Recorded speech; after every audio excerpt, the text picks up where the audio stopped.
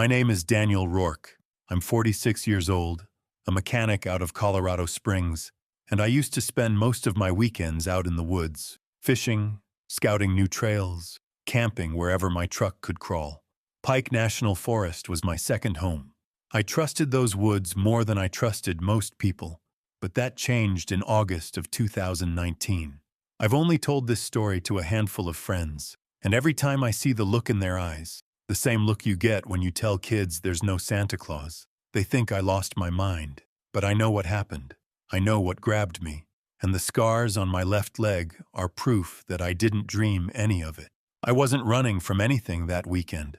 No breakup, no crisis, no heavy thoughts.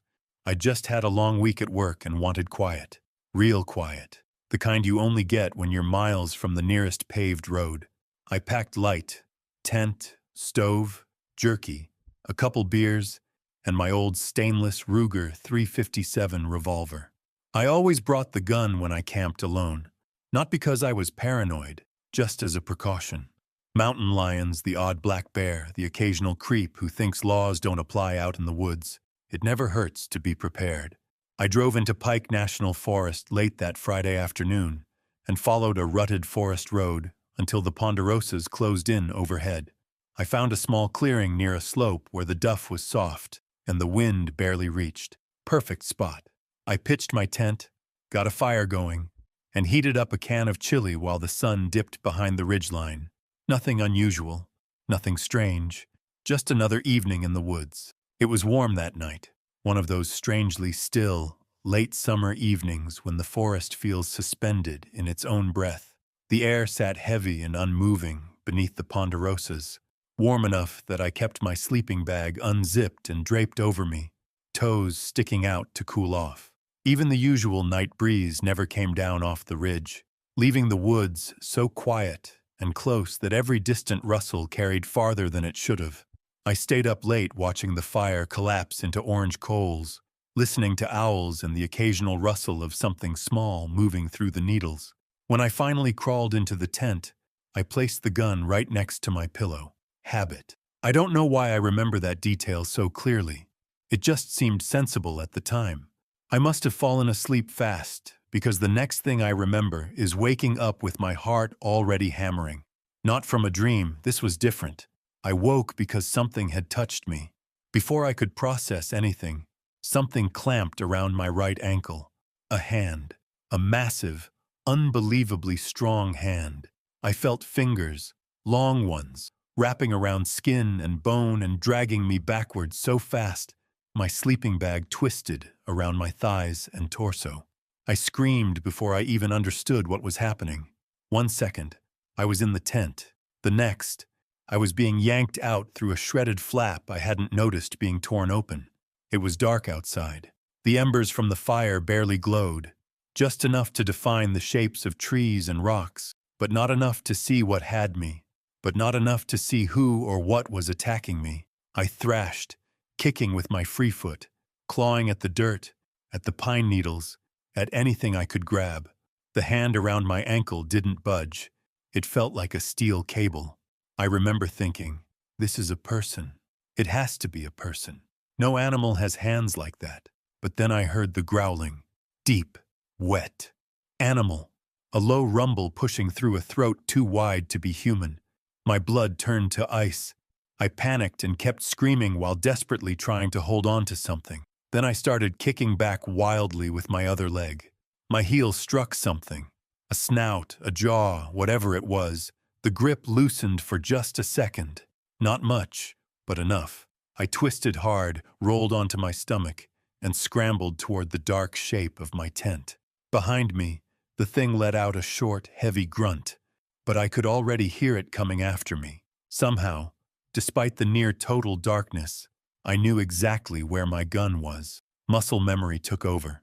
I dove into the tent, at least the half still standing, and reached for the left side of my pillow. My fingers brushed the metal grip.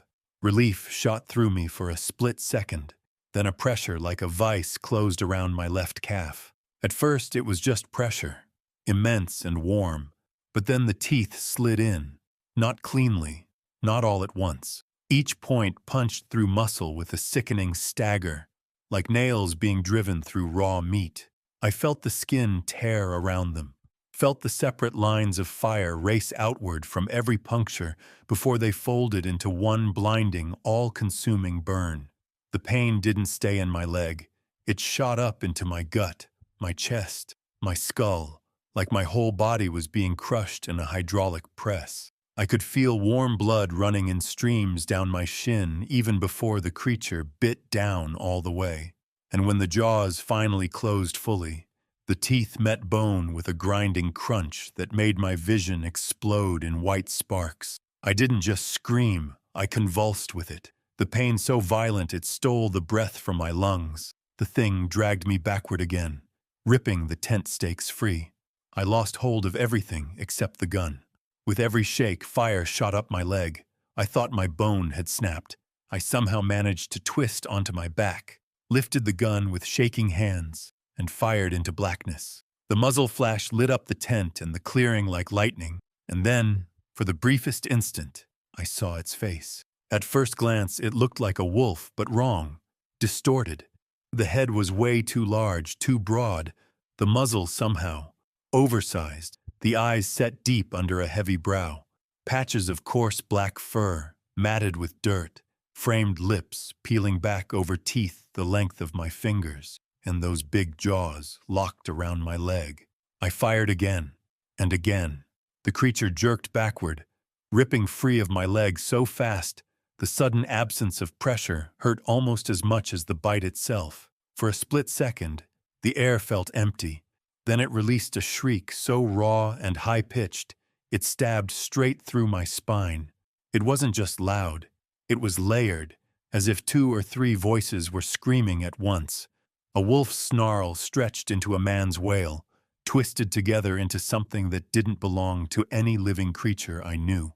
The sound vibrated and ricocheted around in my head, leaving my ears ringing. The recoil from my third shot snapped the barrel upward, completely throwing off my aim, but I kept firing anyway, hands shaking violently, squeezing the trigger until the hammer finally clicked on empty chambers. Even then, my finger kept pulling, as if the motion alone could hold the thing back. Silence, then crashing. The thing barreled away from the tent, forcing itself through the thick underbrush. I lay there shaking, unable to move, cold sweat soaking my shirt. Then the pain really hit me. My leg pulsed with every heartbeat, each throb a white-hot surge that made my vision swim. The wound itself was a ragged crater of torn flesh and shredded muscle, blood spilling out in thick, uneven pulses. Skin hung in strips where the teeth had ripped free, and deeper inside I could feel the sick, open grind of bone no longer fully intact. Every breath sent another wave of pain down into that mangled ruin of a calf. It didn't look like an animal bite. It looked like something had tried to take my whole damn leg off. For a long time, I didn't dare breathe. When I finally sat up, my hands were trembling so badly I had to use both just to keep myself from collapsing. I crawled to the fire pit and fed every scrap of wood I had onto the embers, desperate for light. The flames grew, pushing back enough darkness to see that the clearing around me was empty. I can't express the kind of relief I felt in that moment, but I was still in trouble. I couldn't just pack up and run. If I'd just tried to walk out of there, I'd have bled out within minutes. So I crawled into what was left of my tent, reloaded the gun with shaking fingers, and forced myself to treat the wound before I passed out. I knew enough first aid to realize that if I didn't slow the bleeding, I wouldn't live to see another day.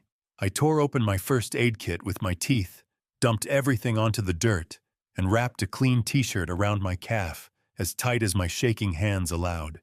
That barely slowed the bleeding, so I grabbed my belt, looped it above the knee, and cinched it down until my foot went numb. It wasn't a perfect tourniquet, but it bought me time. Only then did I pack the wound with gauze, pressing hard despite the pain. When the bleeding finally eased to a slow seep, I tied everything down with whatever bandages I had left and kept pressure on it, praying the belt would hold for the rest of the night. The next thing I did was check my phone. Of course, there was no signal, so calling for help was out of the question for the moment. I had no choice but to hunker down and, hopefully, figure something out in the morning. I stayed awake the entire night, flinching at every sound, every crack of a branch, every whisper of wind through the needles. At one point, I heard something moving out in the trees, just beyond the reach of the firelight, but it didn't come closer. I was really shitting myself in that moment. But in retrospect, I think I could have taken that thing, whatever it was, down if push came to shove.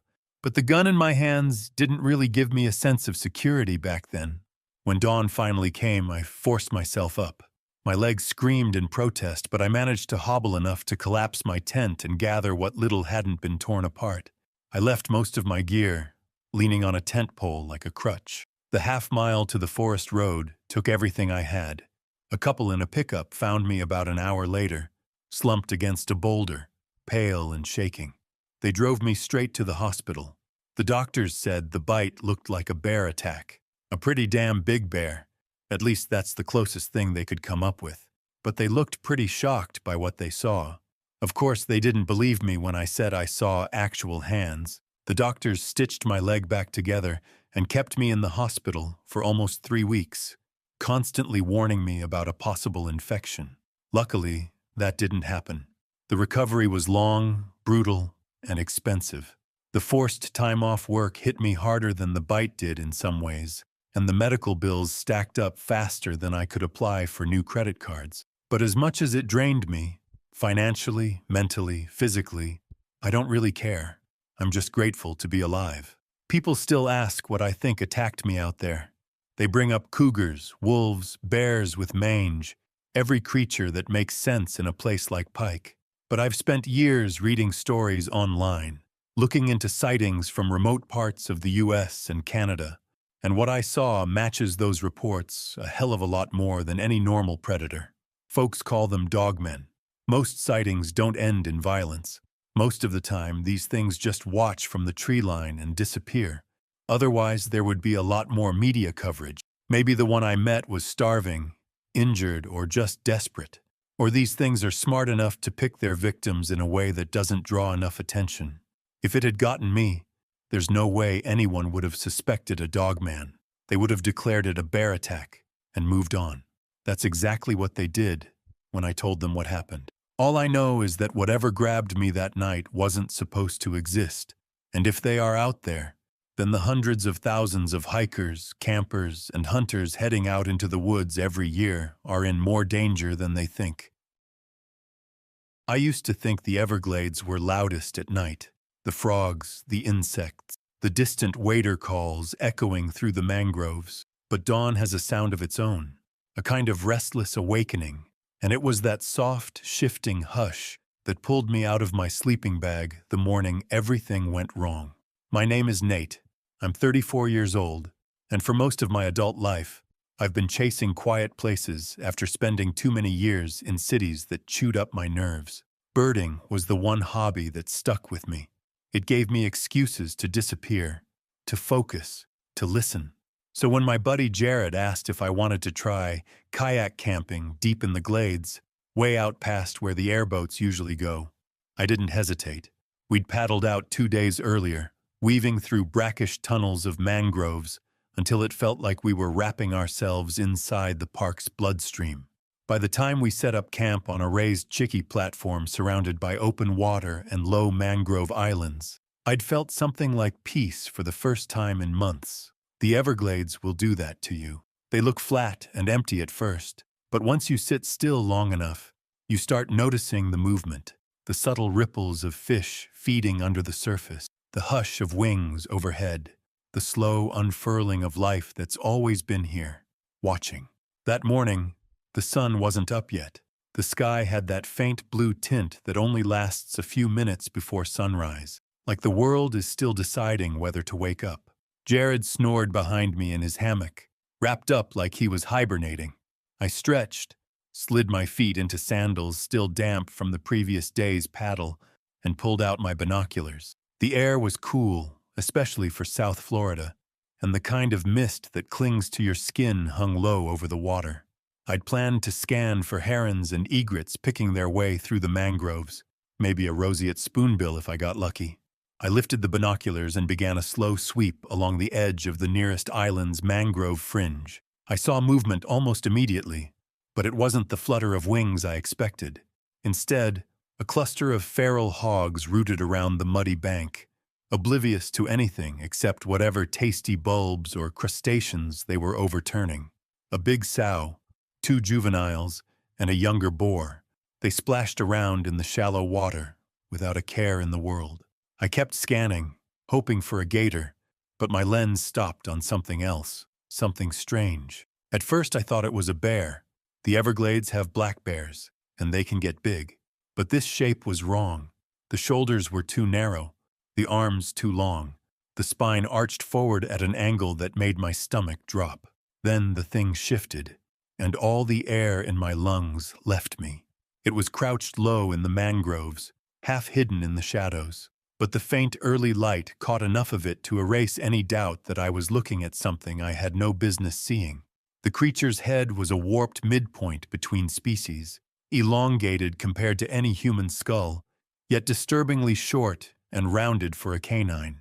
The muzzle projected forward just enough to suggest a predatory snout, but it lacked the long, tapered structure wolves have. The result was a broad, powerful face with human-like proportions lurking beneath the fur and teeth, as if the skull itself couldn't decide what it was supposed to be. It looked less like an animal and more like a warped fusion of the two, a face that should not exist in the natural world. Its ears were pointed and twitching, as you would expect from a canine. Its weirdly hunched back rose and fell visibly with every breath. What really froze me were the legs. They weren't the legs of any wolf or bear. They were enormous, digitigrade, built a bit like those of a kangaroo or some kind of nightmarish sprinter. Massive, coiled, oozing strength. The creature edged forward, each movement slow but powerful, the way a predator calculates before a kill. It wasn't fast yet. It didn't stalk the hogs with supernatural quickness or blur speed as people describe on internet forums. It was patient and controlled, an ambush predator. And then those hind legs uncoiled. It launched, not in a run, in a series of explosive, ground-eating leaps so powerful they sent the creature flying for several yards at a time. In 6 or 7 bounds, it closed half the distance.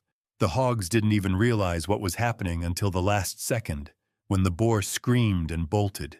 The creature's final leap cleared a cluster of mangrove roots, and it crashed into one of the juveniles with a force that sent mud and water spraying. What happened next was so brutal I almost dropped the binoculars. The creature's claws, long, curved, black, dug into the hog's side, and its jaws clamped onto the animal's spine. Desperate squeaks and screams of pain echoed across the water. The young hog thrashed around helplessly when the creature shook it like a terrier killing a rat. It was a horrifying sight. Still gives me nightmares to this day. I lowered the binoculars, my hands shaking in shock. Behind me, Jared was just starting to stir, shifting in his hammock as the weak squeals of the dying hog carried through the still morning air. A cold jolt of instinct hit me, an immediate primal certainty that staying within eyesight of that creature was a mistake. Every part of my body felt tuned to danger. My throat tightened as I forced myself to breathe quietly, to rein in the urge to bolt. I quietly walked toward Jared's hammock and placed a steadying hand on his shoulder, urging him up with a tension I could barely contain.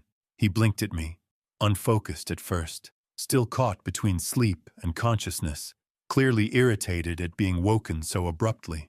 That annoyance lasted only a heartbeat, because once I stepped aside and pointed toward the mangroves, toward the hulking shape tearing into the freshly killed hog, the irritation drained from his face. Shock took its place.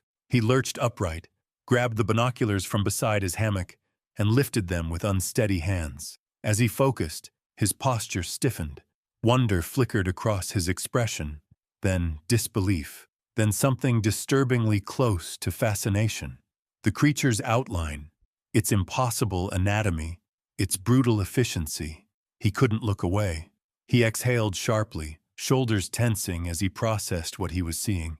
A living, breathing, werewolf-like thing crouched in the mud.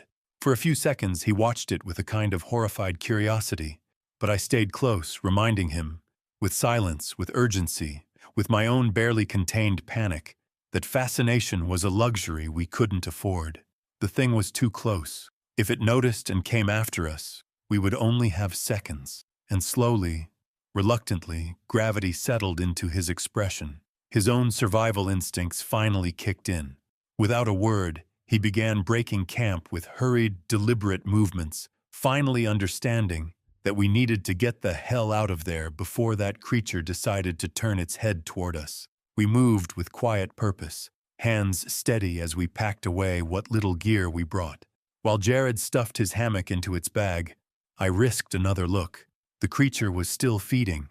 Its back heaved as it tore strips of meat from the hog's body. It hadn't looked up. Not yet. Finally, after what felt like hours, but was probably less than 3 minutes, we eased our kayaks off the platform. Even that small scrape of plastic on wood felt dangerous. Too loud, too sharp. The sound carried across the water. The creature's ears twitched, and in that instant, it froze mid-bite, its entire body going still, as if someone had cut the strings on a puppet. A ribbon of saliva dripped from its jaws as it slowly lifted its head toward us. For a heartbeat, the world felt suspended.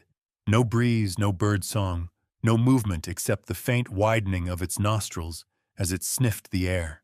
Our kayaks rocked softly in the water, the tiny ripples feeling criminally loud against the platform's supports. My pulse hammered in my ears as the creature fixed us with an unblinking stare, its eyes flat and unreadable, neither fully animal nor remotely human. For a few agonizing seconds, it watched us without a single twitch, its posture rigid, muscles bunched beneath its matted fur, as if it could spring at any moment. Jared and I pushed off the platform with slow, controlled movements, trying to make ourselves nothing more than drifting shapes on the water. We angled immediately toward deeper channels, hoping distance and depth would give us at least a fighting chance if it decided to come for us. Every inch of water we gained felt like stolen ground. Even the soft dip of our paddles seemed too loud, too reckless, like each stroke could snap whatever fragile thread was keeping the thing rooted in place. But then, just as the fear reached its peak, the creature lowered its head again. With a dismissive flick of its ears, it turned back to the hog carcass and resumed feeding, tearing into it as though we had never existed at all. Relief hit me in a dizzying wave, temporary, fragile, but enough to keep my hands moving as we paddled harder into open water, putting as much distance as possible between ourselves and the thing crouched in the mangroves. In the days and weeks that followed, Jared reacted to the encounter in a way I never expected.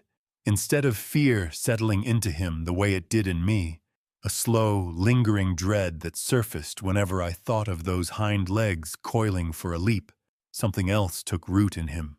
Obsession. He started reading everything he could find about cryptids, dogmen, shapeshifters, folklore from every corner of the continent. He dug through old forums, scanned grainy photos, and watched shaky videos that most people would laugh off. None of it satisfied him. There was something in his eyes whenever the topic came up, a restless hunger to understand what we had seen. Within a week, he went back out there, alone.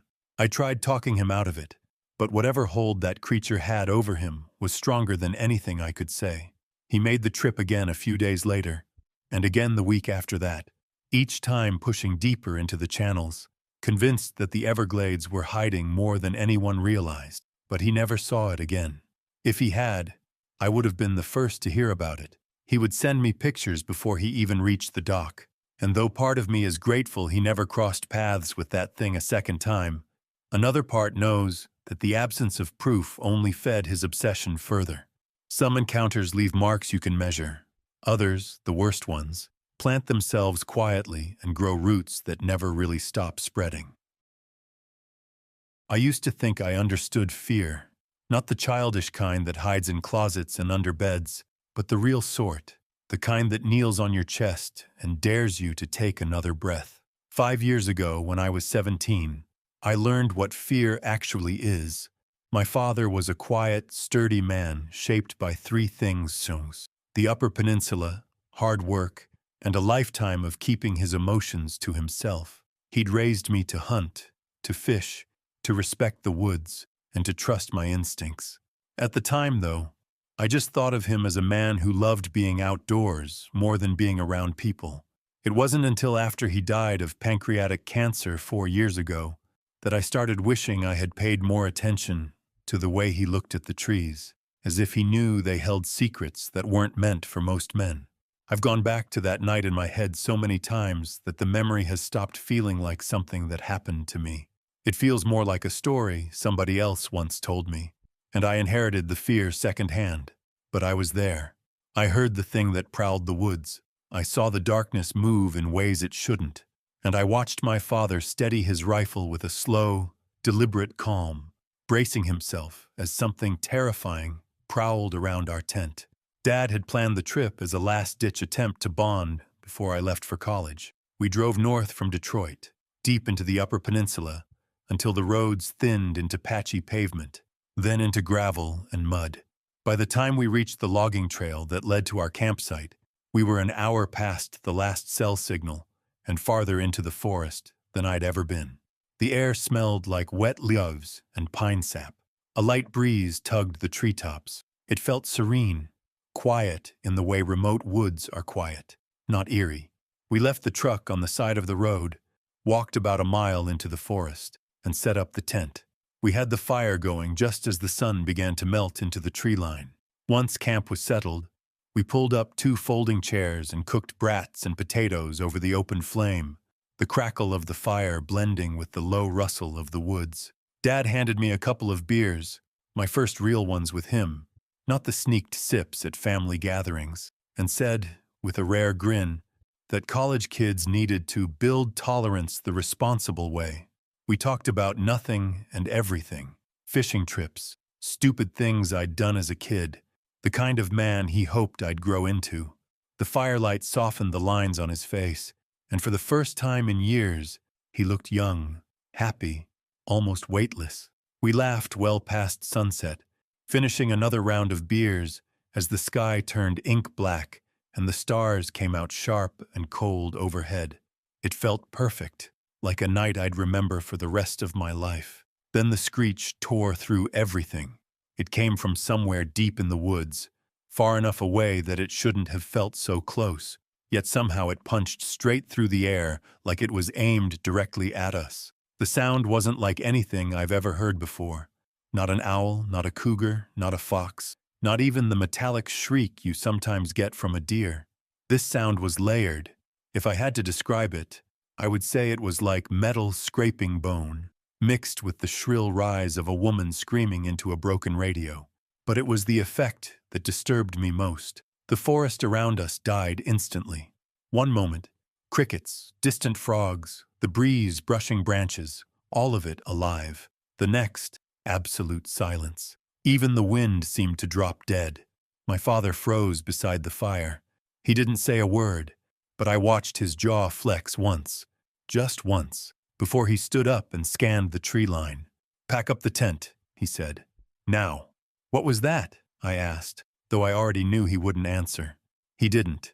He grabbed his rifle from the tent, a .30-06 bolt action he'd owned since before I was born, and checked the chamber with a sharp, practiced motion.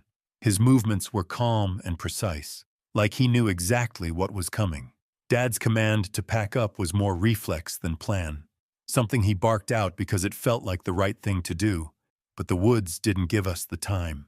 The fire was still burning, our chairs still out, half our gear scattered around, when another uneasy ripple of silence spread through the trees. Dad grabbed my arm, rifle ready in the other hand, and pulled me toward the tent.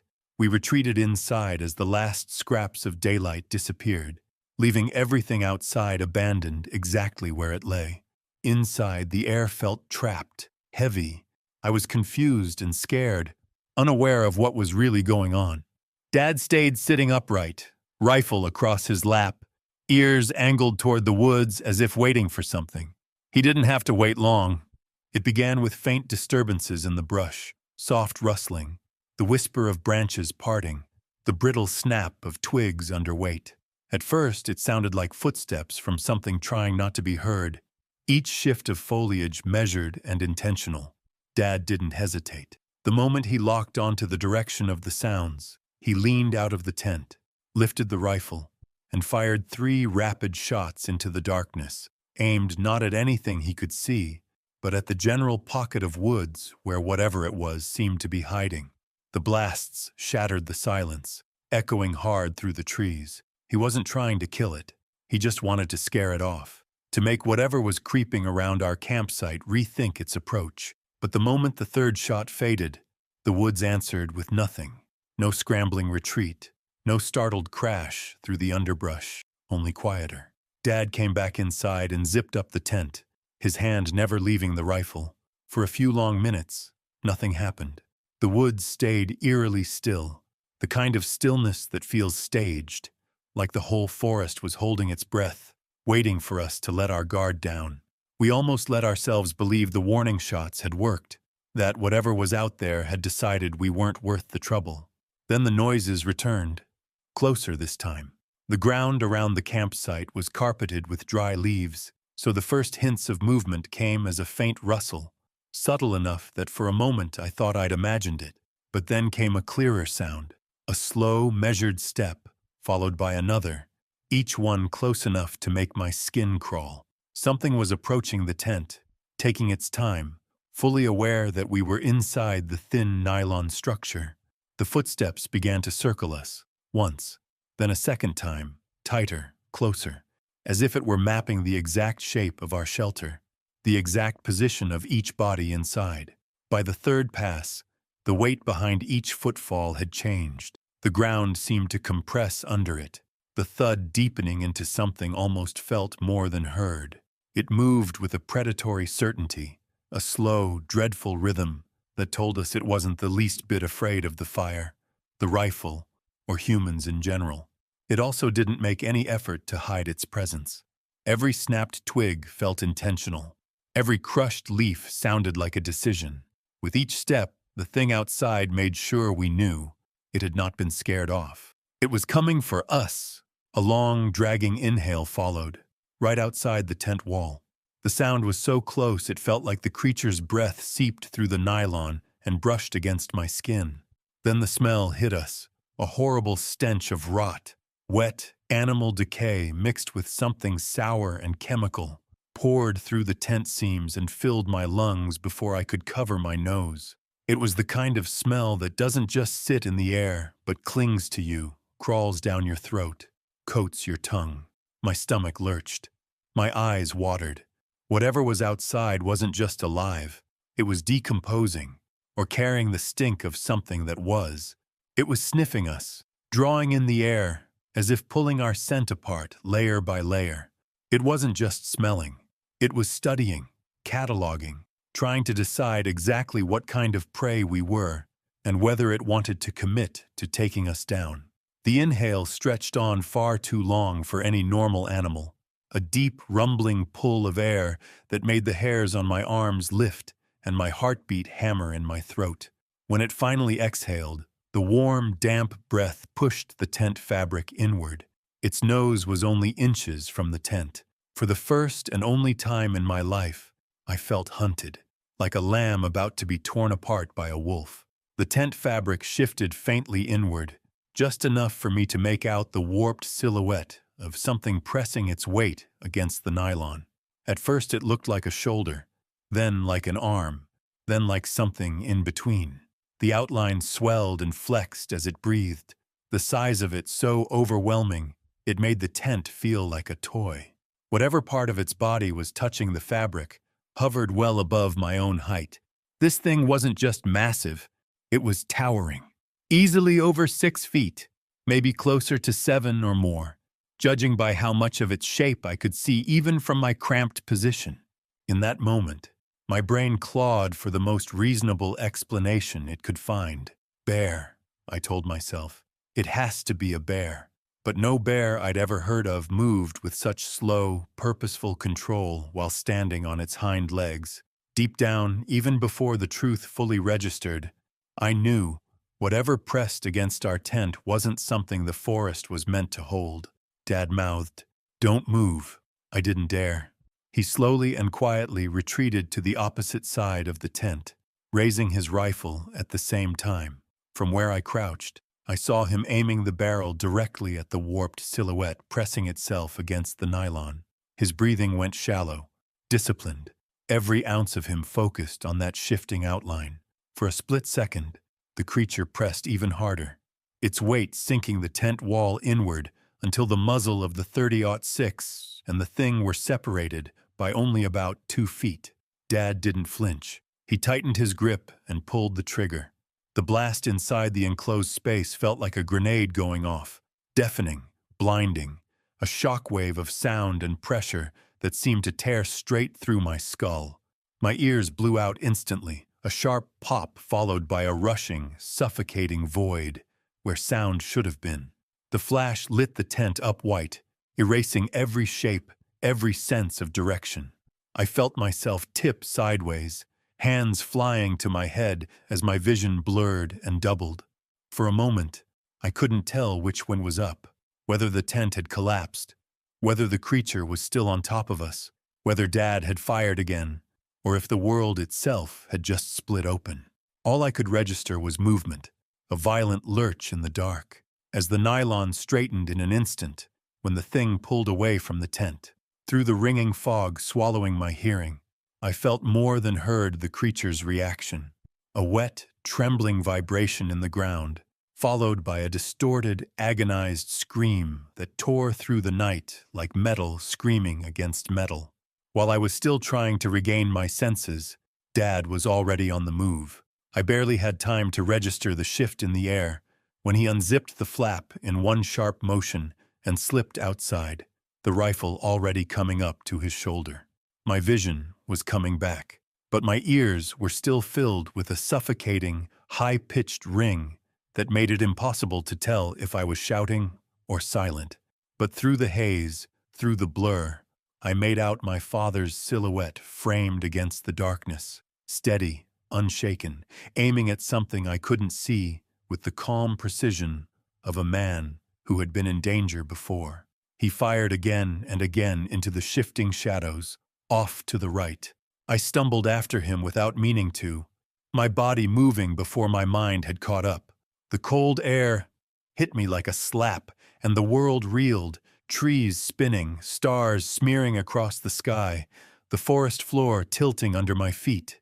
The ringing in my ears drowned out everything, turning the night into a silent, flashing nightmare of muzzle bursts and shadows. The next thing I remember clearly is sitting on the cooler just outside the tent, trembling so hard my teeth knocked together. Dad was beside me, one hand firm on my shoulder, grounding me, his voice muted and distant like it was coming through a wall of water. He kept saying something, steady, low, reassuring, and though I couldn't make out a single word, the weight of his hand told me what I needed to know. We were still alive, and he wasn't going to let me fall apart right there in the dark. A few minutes later, my hearing began to claw its way back in, first as a thin, wavering buzz, then as muffled thumps of Dad's boots shifting in the dirt, and finally the distant hum of the forest, trying to remember how to be alive again. My breathing slowed, the trembling eased. For the first time since that awful screech, I started to believe that I might be safe again. Then came the howl. It erupted from somewhere deep in the forest, low, guttural at first, then climbing into a pitch that was almost mournful. It wasn't like a wolf or a coyote or anything that belonged to the world I understood. It sounded wounded, furious, and still too close for comfort. I turned to my dad, my voice still shaky and thin. "What was that?" He didn't answer, not with words. His jaw tightened, and he grabbed my arm, not roughly, but with an urgency I'd never seen in him. Whatever that howl meant, he already understood. "We're leaving," he said. "Now." We didn't pack a single thing. We didn't even look back at the tent or the fire pit. Dad snatched up the rifle, kept his body positioned between me and the tree line, and pulled me toward the logging trail. The rush back to the truck was strangely quiet. No footsteps behind us, no branches snapping, no breathing except our own. But Dad didn't trust the silence. Every few seconds he'd stop, pivot sharply, and raise the rifle toward some patch of shadow as if expecting it to leap out at us. Nothing did. But the way he moved told me everything. The howl wasn't the end of the danger. It was the warning. Back in the truck, once we were finally moving, I couldn't hold it in any longer. "Dad, what the hell was that thing?" He kept his eyes fixed on the road, jaw stiff, hands locked on the wheel. For a long moment I thought he wasn't going to answer. Then he said quietly, "You ever hear of the Michigan Dogman?" I shook my head, still trying to steady my breathing. He exhaled through his nose, the sound heavy. "Most folks think it's just a story. A wolf-like creature that walks on two legs, smarter than it should be, much more dangerous than a bear. Basically a werewolf. Shows up every now and then and scares the hell out of whoever's unlucky enough to cross it." He didn't embellish, didn't look at me, didn't try to reassure me. He just laid out the legend, the way a man might state the weather. Plain, factual, and far too real for comfort. Then he accelerated, gripping the wheel tighter, as if outrunning the memory itself. When we finally got home, hours later and long after midnight, Dad didn't send me to bed. Instead, he sat me down at the kitchen table. The rifle leaned against his chair like a third presence in the room. His eyes were tired, not frightened, not frantic, but burdened in a way I'd never seen before. He told me, quietly but firmly, that the forests of the northern US and Canada were far more dangerous than most people believed. Not because of wolves or bears, but because of things people didn't like talking about. Things that didn't make the news. Things that park rangers wrote off as accidents or animal attacks. Things that families covered up because they didn't want to be laughed out of the room. He said sightings like ours weren't all that rare. And attacks, well, those happened too. More than anyone admitted. He made me promise to take such rumors seriously from then on, to never walk into the woods unarmed, and to respect the possibility, however strange it sounded, that something like the Dogman might be out there. "They can be hurt," he said, tapping the rifle with a knuckle. "They can be killed, but they're dangerous ambush predators, smart, patient. The one we crossed paths with, if it wanted us dead, it wouldn't have screamed first. It would have come later after we'd fallen asleep. We wouldn't have stood a chance." He let that settle between us, heavy as the stillness of the woods. We never spoke about the creature again. Not once. It was as if that night became a sealed box he refused to reopen, a burden he planned to carry alone.